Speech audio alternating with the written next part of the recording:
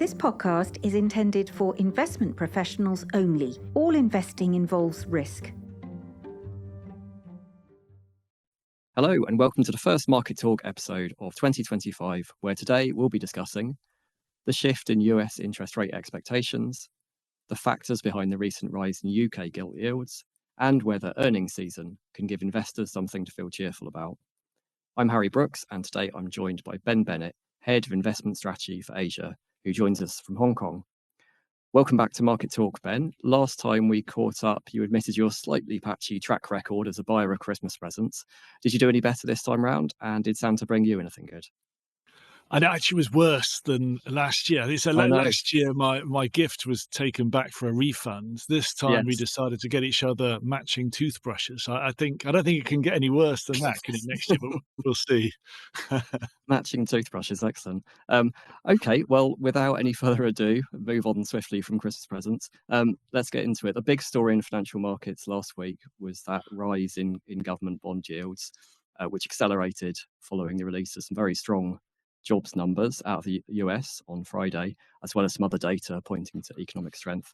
Some of the reporting following that jobs report gave the impression that we could be at a turning point of sorts, quoting analysts who said the rate cutting cycle could be over, and if we get some more evidence of inflationary pressure, then the conversation should be turning to rate hikes now.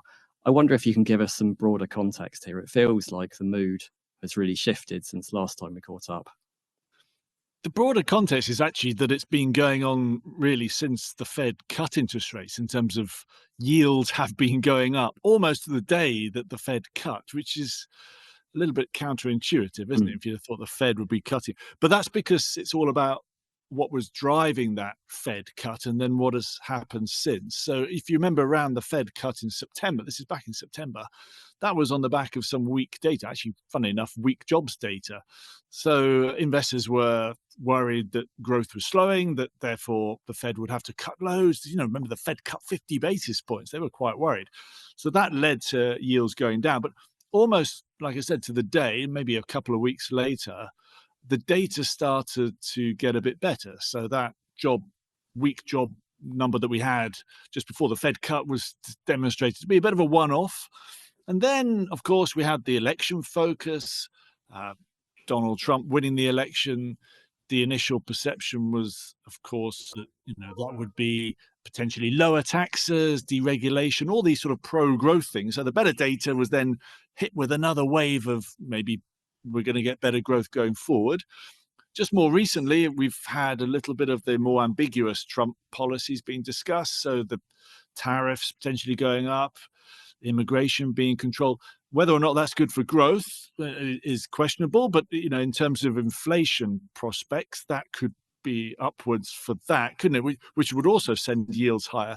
So over that entire period, let's take the end of September as the anchor points. And yes, we're recording this on Tuesday. So let's just take Monday, the 13th of January's close. So the 10-year US bond yield was at 3.8% back in September, closed yesterday at 4.8%. So that's up 100 basis points over that period. So it's a decent amount, not a huge amount, but it is a decent amount. And that has translated into fewer rate cuts being priced in for this year. So I mentioned the Fed did 50 basis points. They've since cut again. In market pricing, there's basically just one more rate cut priced in this year, maybe one and a bit. Not yet in the hikes. You mentioned hikes. I don't think that's yet there, is it? But, only one rate cut being required because this data has been relatively good. We just got some decent, as you said, some decent jobs data this week. So that's underlining that fact that perhaps the Federal Reserve has done just about enough and maybe can pause next time they meet, which is on the 29th of January. So maybe that will be the first pause that we get. Okay, you touched on this momentarily, but sticking with that theme of turning points, Monday will mark the beginning of a new chapter in US politics when Donald Trump is inaugurated as president. What are markets telling us about expectations of the early days of the second Trump presidency? Is it still a question of waiting to see how rhetoric and reality compare? Well, there's a lot of uncertainty. I mean, that's basically the best. And I don't think that uncertainty will go away on the 20th. So No. a lot of the things that he's said that he will do in terms of tariffs, in terms of restricting immigration, even deportations,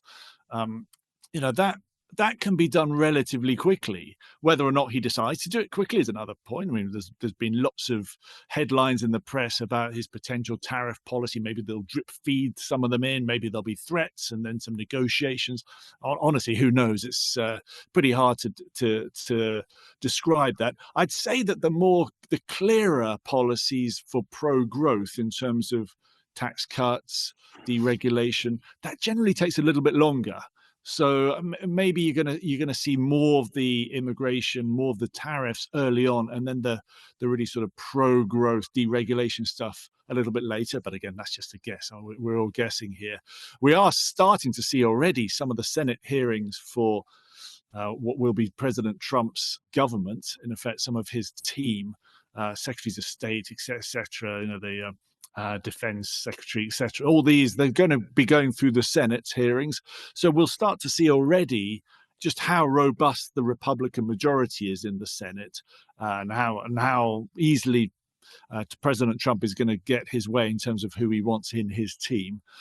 So that's already interesting. I'd say, actually, funny enough, I mean, we're recording this on Tuesday, that maybe even more important over the short term, at least, will be tomorrow when we're going to get CPI inflation data for the US. So I mentioned that we got decent jobs growth data, and that the reason why yields are going up on the back of that is because maybe that leads to higher wage growth. But more immediately, what is inflation doing right now?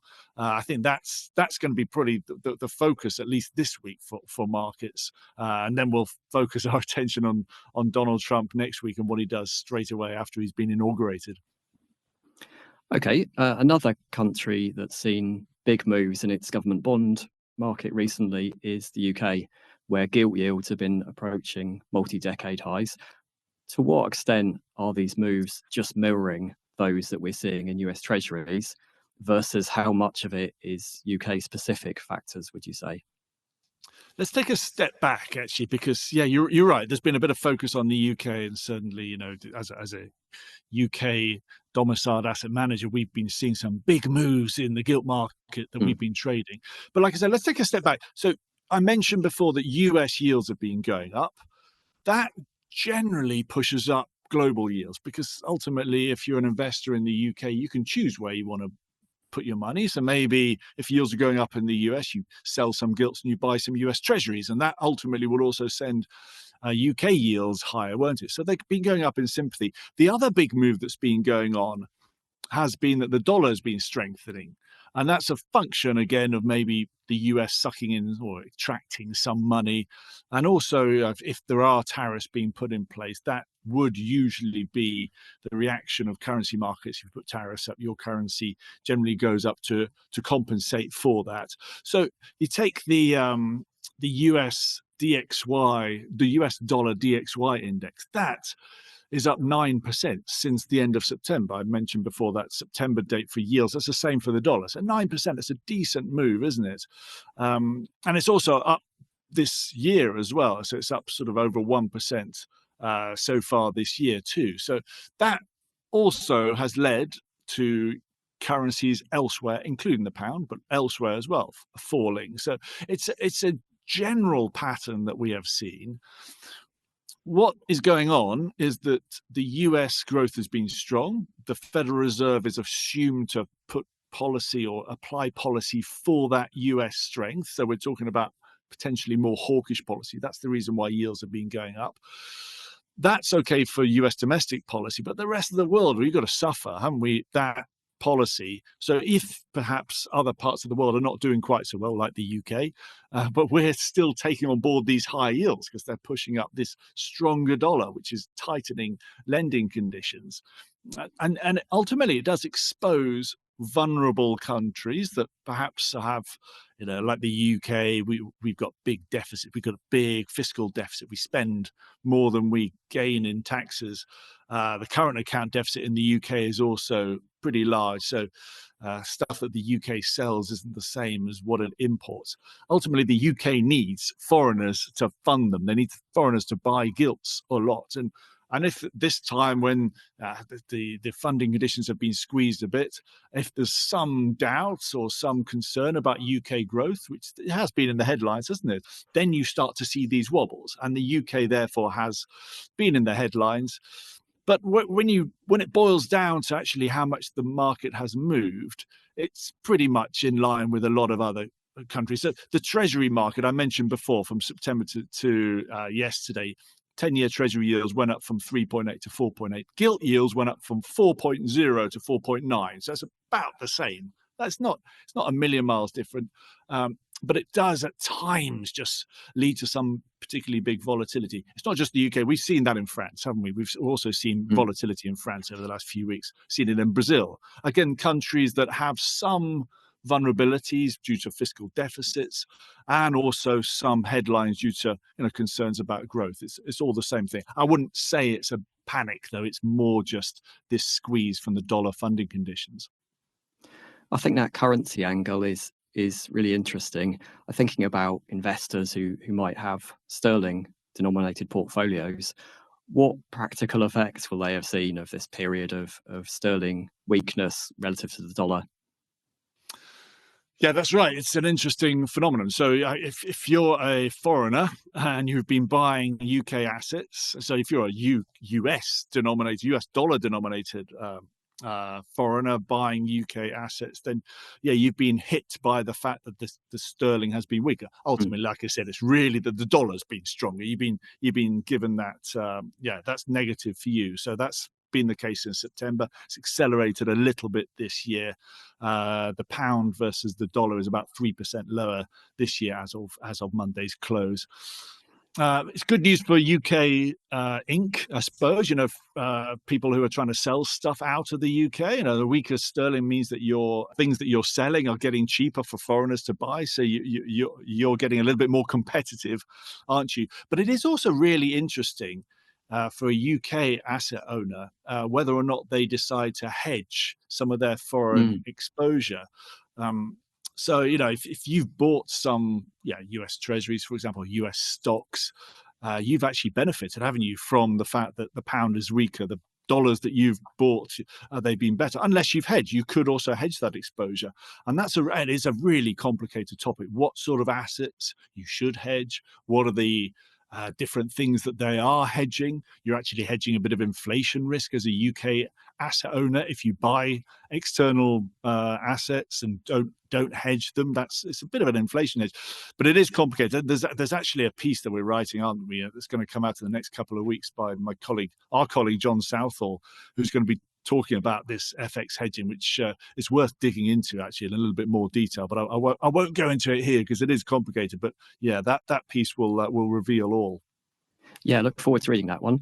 So we've talked quite a bit about bonds now. So I wonder if we can turn to equities. After a knockout 2024, the S&P 500, the big US index, hasn't really found much direction so far this year.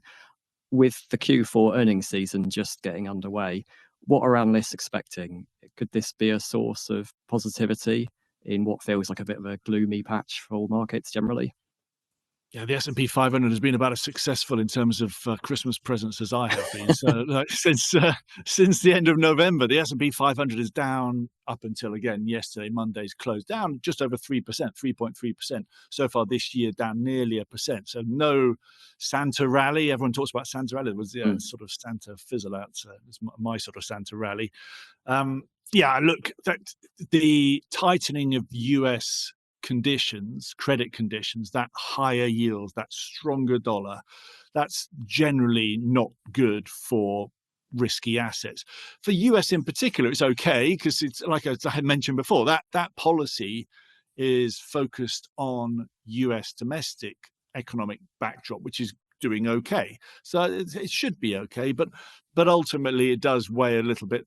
Equity investors like it when yields are going down, and that means that borrowing is cheap, so you can lever up and make more money. They like it when the dollar's a bit weaker because ultimately, like I said before, you're more competitive if you're exporting stuff. So the opposite way around isn't great. Now we do have an earnings season which is starting this week, so we've got the big US banks are starting, I think Wednesday, a few of them are announcing results. And the forecasts, so the analyst expectations for earnings season on aggregate for the S&P 500 is that earnings will be up sort of 10% or so. I mean, pretty more than 10% versus Q4 last year. So Q4, I guess, 2023. So the annual increases earnings over 10%, which is pretty strong. So you've got that macro headwind, which we've been describing an awful lot about.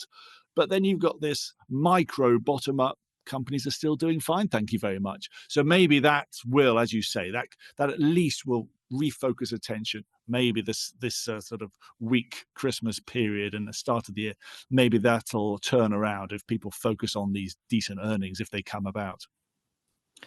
Turning to emerging markets now, I assume this period of dollar strength hasn't, in aggregate, been particularly supportive. And I also saw last week that Chinese tech giant Tencent took quite a chunky hit to its share price. What was behind that move? You're right that generally tighter dollar lending conditions are not good for emerging markets, because a lot of emerging markets, a lot of countries, companies in emerging markets will borrow dollars, as that's the international financing rather than their local currency.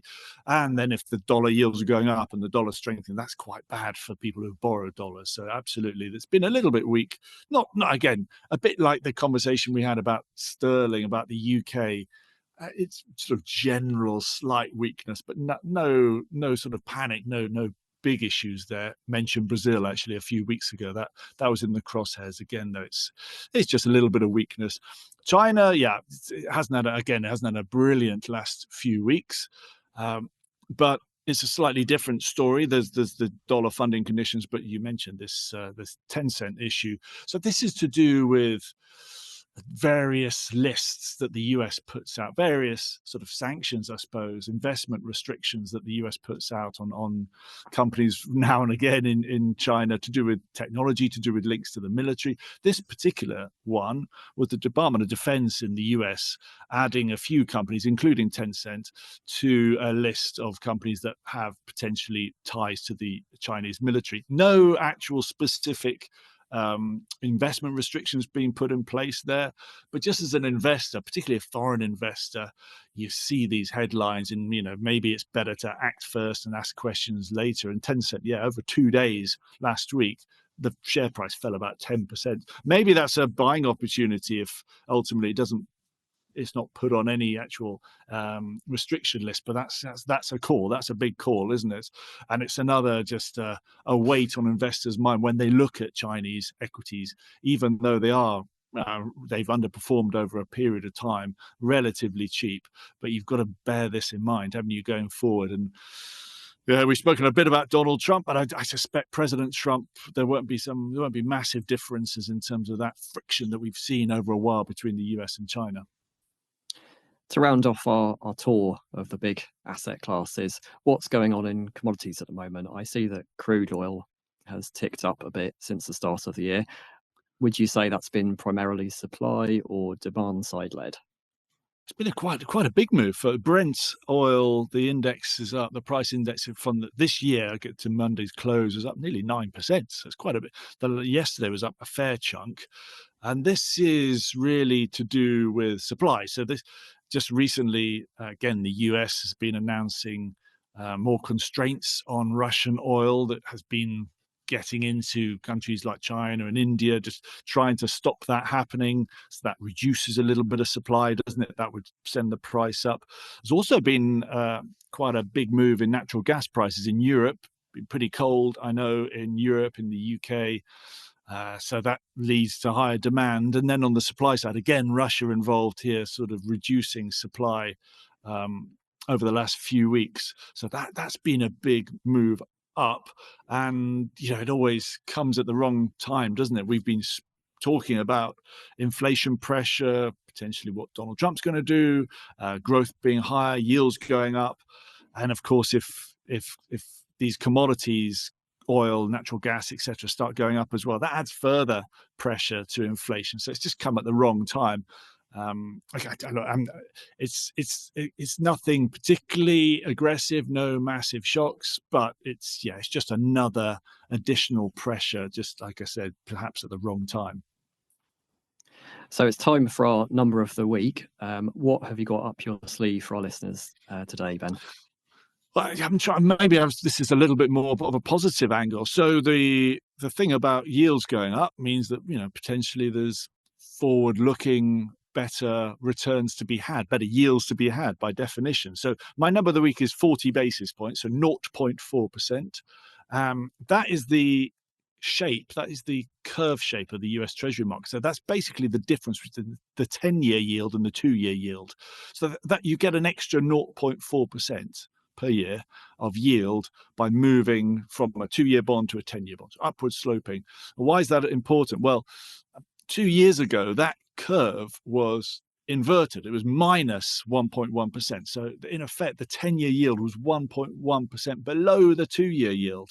So as an investor, you are paid just to take your money and stick it on a deposit, just keep it at 2-year, 1 year, even overnight deposits. They were much higher than 10-year yields. That was because we were worried. Everyone was worried about a recession. So, the Fed will be cutting interest rates in the future. As I mentioned before, they have cut, but maybe not as much as expected. So that curve has flipped and it's gone positive. So now as an investor, sitting on your deposits and sort of feeling all safe and secure, you're missing out potentially on higher yields. By keeping it on deposits, you might start to be a little bit more attracted about those 10-year yields, the upward sloping curve, higher yields, maybe add a little bit of credit.